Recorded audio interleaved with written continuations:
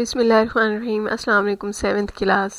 आज काउंटडाउन 7 में exercise 11B के फर्स्ट 4 क्वेश्चंस हम स्टार्ट करते हैं, सॉल्व करते हैं। लेकिन उससे पहले एक्सरसाइज 11A का थोड़ा सा रिव्यू ले लेते हैं। 11A में मैंने आपको अलजेब्रिक इक्वेशंस के बारे में बताया था और उसके बाद इक्वेशन आइडेंटिटी और सिंपल इक्वेशंस को डिफ़ाइन किया था। फिर मैंने आपको ट्रांसपोजिशन के बारे में भी बताया था कि किस तरह से इक्वेशन की एक साइड से दूसरी साइड पे हम ट्रांसफ़र करते हैं किसी भी नंबर को, तो उसमें क्या चेंज आता है। उसके बाद मैंने आपको वेरिएबल, कोफिशिएंट्स और कांस्टेंट्स के बारे में बताया था कि किसी भी इक्वेशन में वेरिएबल, कोफिशिएंट और कांस्टेंट कौन कौन से होते हैं। तो बच्चों, आज हमने उन्हीं कॉन्सेप्ट्स को लेते हुए एक्सरसाइज 11B को सॉल्व करना है। तो let's start 11B। Question number 1। Question number 1 is when 3 is added to 7 times a number. What is number? X. आपको नहीं मालूम कि वो नंबर क्या है, तो आप सपोज कर लोगे कि that number is x. What is the 7 time of x? 7x. 7x लिख लोगे। And when 3 is added to 7x, तो आप कैसे लिखोगे? 7x plus 3। ठीक है। तो फिर उसके बाद वो क्या रहा है कि द सम इज 31, यानी इसका आंसर क्या आ रहा है? 31। आपने फाइंड करना है नंबर, कौन सा वाला नंबर? x। तो चलें इसको हम सॉल्व करते हैं बाकायदा। हमारा जो सॉल्यूशन होगा उसमें हम सबसे पहले कहते हैं कि let the number is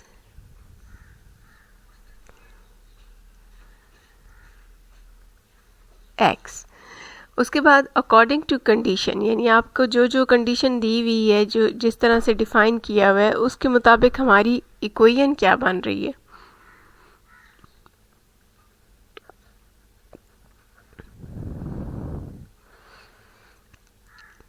according to condition आपने देखा था कि 7 times x is added into 3 gives you answer 31. 7 times x added 3 gives you answer 31. तो अब आपके पास ये एक सिंपल सी इक्वेशन बन गई है। इसको आपने सॉल्व करके x की वैल्यू ले लेनी है।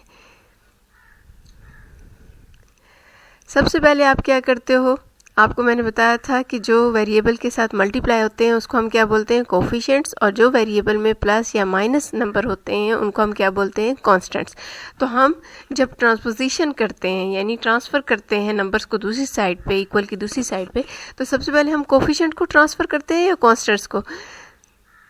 आपको याद होगा मैंने कहा था सबसे पहले हम कांस्टेंट्स को ट्रांसफ़र करते हैं। सो हम इसको ट्रांसफ़र करेंगे और ट्रांसफ़र करने के लिए हम क्या करते हैं? दोनों साइड्स पर अगर वही कांस्टेंट हम सब्ट्रैक्ट कर लें यहाँ पे, क्योंकि ऐड हो रहा है +3, तो दूसरी साइड पे जाने के लिए उसको माइनस करना था।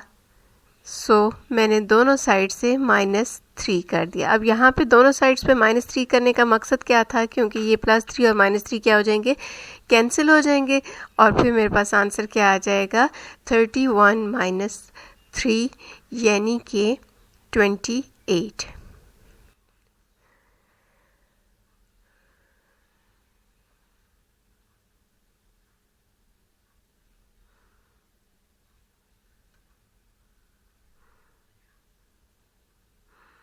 अब आपने क्या करना है कि दोनों साइड्स पे 7 को डिवाइड कर देना है, क्योंकि मैंने आपको कहा था कि पहले हम कांस्टेंट को दूसरी साइड पे लेके जाएंगे, उसके बाद कोफिशिएंट्स को।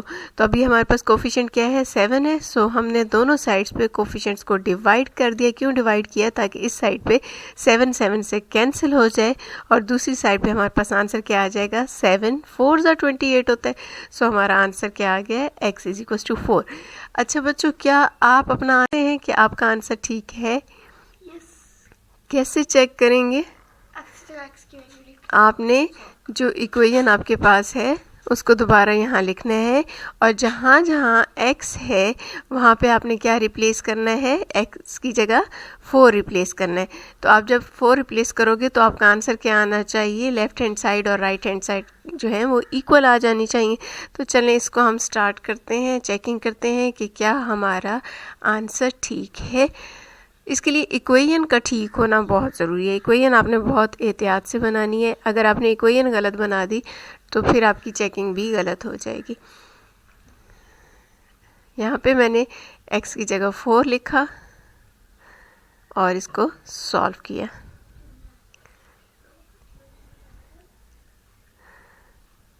तो बच्चों देखें, अब हमारे पास दोनों साइड पे आंसर क्या आ गया, 31। इट मीन्स कि हमारा आंसर बिल्कुल ठीक है। क्वेश्चन नंबर 2 में है कि difference between 3/4 and 3/5 of a number. तो डिफरेंस बच्चों किसको बोलते हैं, माइनस को। 3/4 को आप कैसे लिख सकते हो, 3/4 को आप यूँ लिख सकते हैं। 3/5 को कैसे लिखा जाएगा, 3/5। और नंबर आपको नहीं मालूम तो आप क्या लिखोगे, x। ठीक है, तो वो ये कह रहे हैं कि ये जो 3/4 और 3/5 है x का, उसका जो डिफरेंस है, मतलब इन दोनों को हम माइनस करेंगे तो आंसर हमारा क्या आना चाहिए, 9। और फिर आपने नंबर फाइंड करना है। सबसे पहले आप क्या करते हैं, सपोज कर लेते हैं कि नंबर जो जिसकी बात हो रही है वो नंबर क्या है, तो नंबर होगा x। फिर उसके बाद आपने कंडीशन देखी, हालात देखे जो क्वेश्चन में आपको बताए जा रहे हैं, उसके मुताबिक क्या है, अकॉर्डिंग टू कंडीशन क्या था कि 3/4 3/5 of the number means 3/4 of the number, 3/5 of the number का डिफरेंस मीन्स के माइनस इज इक्वल्स टू क्या है, 9। तो ये आपकी कंडीशन के मुताबिक इक्वेशन बन गई। अब हम इसको कर लेते हैं सॉल्व करने के लिए आप क्या करोगे, डिनोमिनेटर्स में आपने देखा कि आपके पास क्या है, उसका आपने क्या ले लेना है, एलसीएम ले लेना है। और एलसीएम को फिर आपने अपने इक्वेशन की हर टर्म यानी तीनों टर्म्स के साथ आपने मल्टीप्लाई करना। आपके पास एलसीएम आया 20, आपने 20 को 3/4 से भी मल्टीप्लाई कर दिया, आपने 20 को 3/5 से भी मल्टीप्लाई कर दिया, और आपने 20 को 9 से भी मल्टीप्लाई कर दिया। अब सबसे पहले हम करेंगे कैंसिल, ताकि हमारे पास छोटी फॉर्म आ जाए। 4 5 20 होता है, और इसी तरह से 5 4 20 होता है, मज़ीद कुछ कैंसिल नहीं हो। सो अब बाकी को मल्टीप्लाई कर लोगे, 5 3 15 हो जाएगा, 4 3 12x हो जाएगा, और 180 हो जाएगा 9 20 ठीक है।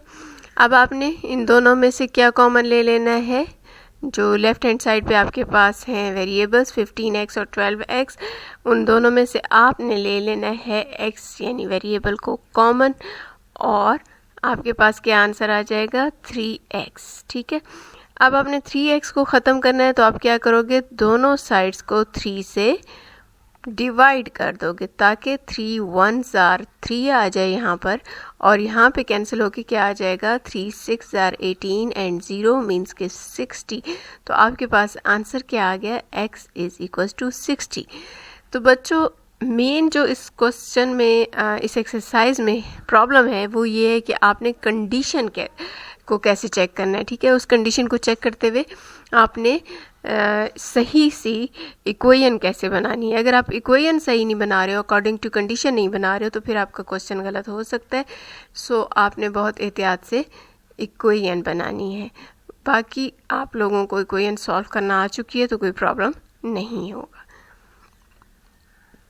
Let's start question number 3। Question number 3 में क्या है, क्वेश्चन नंबर 3 में है टोटल अमाउंट आपके पास 300, जो कि आपने दो बच्चों रीना और हिना में डिवाइड करना है। और डिवाइड किस तरह से करना है कि जो रीना है वो 100 रुपीज़ लेस ले रही है 3 टाइम्स ऑफ हिना के अमाउंट से। ठीक है, इसको रिपीट करते हैं। रीना गेट करती है, लेती है 100 लेस। 100 लेस का मतलब क्या होता?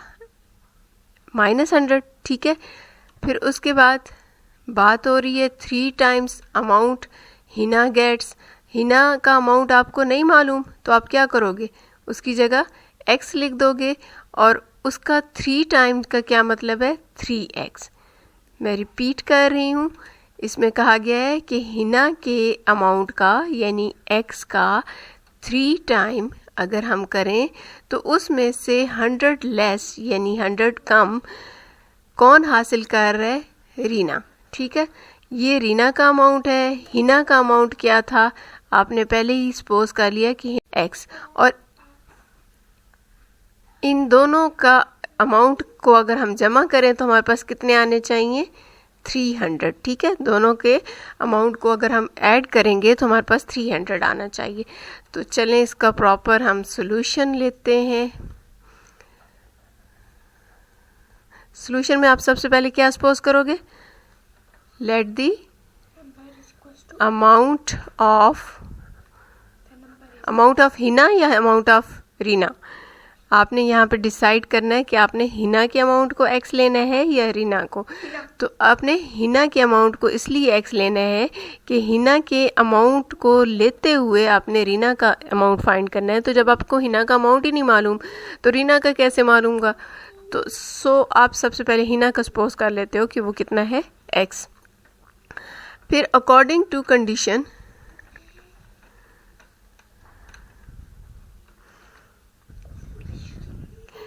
कंडीशन के मुताबिक हिना का अमाउंट तो x था, लेकिन रीना का अमाउंट कितना था?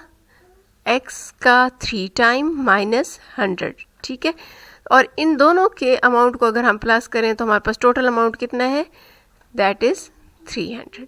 ठीक है, सो ये आपके पास एक इक्वेशन बन गई और अब हम इसको सॉल्व कर लेते हैं। तो x + 3x - 100 is equals to 300। आपको मालूम है ये किसका अमाउंट है? रीना का, और ये हिना का अमाउंट है। ठीक है, इन दोनों के अमाउंट का टोटल भी आपको गिवन है 300, सो आपने उसको ले लेना है। अब 3x और x जो है ये सेम लाइक टर्म्स है, इनको हम ऐड कर लेते हैं तो ये आ जाएगा 4x - 100 इज़ इक्वल्स टू 300।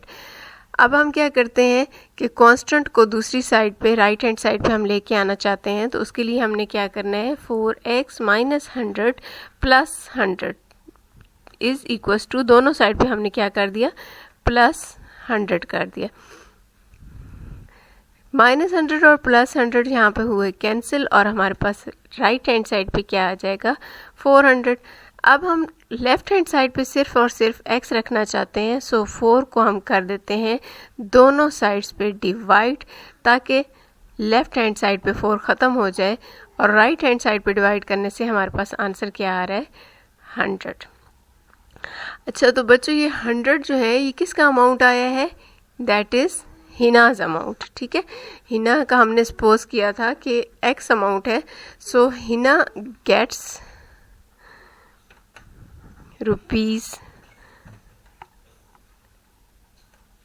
₹100। अब आपने रीना का अमाउंट अगर फाइंड करना है तो रीना का अमाउंट आप कैसे फाइंड करोगे? आपके पास यहाँ पे रीना का अमाउंट क्या दिया हुआ था? 3x - 100। सो 3 और x की जगह आपने जो वैल्यू लिखी है x की, क्या आपके पास आई है? 100, वो रिप्लेस कर देनी है।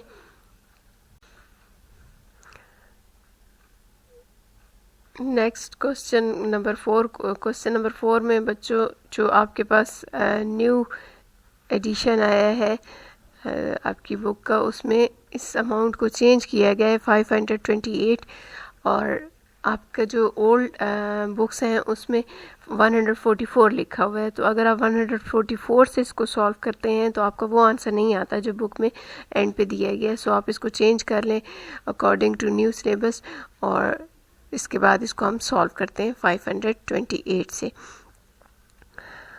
तो बच्चों यहाँ पे अब क्वेश्चन को हम पढ़ते हैं कि जो अमाउंट है 528 वो किस में डिवाइड किया गया है, बॉयज़ और गर्ल्स, 2 बॉयज़ और 3 गर्ल्स में किस तरह से डिवाइड किया गया है कि ईच गर्ल यानी एक लड़की जो है वो कितना हासिल कर रही है, ईच बॉय ने जितना हासिल किया उसका 3 टाइम्स। तो अब सबसे पहले तो आप जो है आपको यही नहीं मालूम कि बॉयज़ ने कितना जो है शेयर हासिल किया है, सो आप उसका एक ईच बॉय का अमाउंट जो है वो कितना सपोज कर लोगे, each boy gets equals to X. तो अगर ईच बॉय गेट्स एक्स है तो फिर ईच गर्ल का कितना हो जाएगा। आपको क्वेश्चन में बताया गया है कि ईच गर्ल जो है वो बॉयज़ के शेयर से 3 टाइम्स ले रही है, उसका 3 टाइम ले रही है। सो अब आप अकॉर्डिंग टू कंडीशन क्या लिखोगे,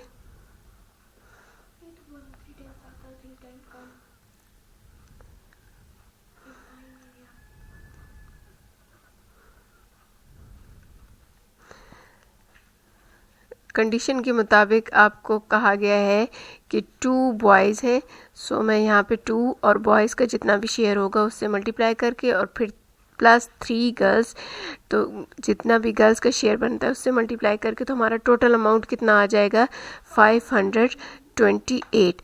तो अब बॉयज़ जो है बॉयज़ का ईच बॉय का शेयर कितना था x और ईच गर्ल का शेयर कितना था 3x। सो मैंने उस ब्रैकेट्स में उसको रिप्लेस कर देना है। अब मेरे पास इक्वेशन बन चुकी है जिसको मैं सॉल्व करके amount of girl and boys find करूँगी। हम लेफ़्ट हैंड साइड को सॉल्व करते हैं तो हमारे पास आ जाएगा 11x इज इक्वल्स टू 528। दोनों साइड से 11 को हम कर देते हैं डिवाइड, तो हमारे पास आंसर आ जाएगा 48। तो 48 किसका था, जो है ये ईच बॉय गेट्स, ठीक है, x जो है ये किसका था, ईच बॉय का शेयर था।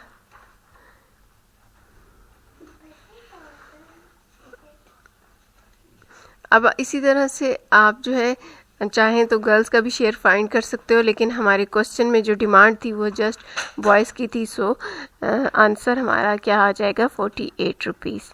आई होप कि ये क्वेश्चन आपको अच्छे से समझ आ गए होंगे। अब इनकी अच्छी सी प्रैक्टिस कीजिए। अपना ख्याल रखिएगा। अल्लाह हाफिज़।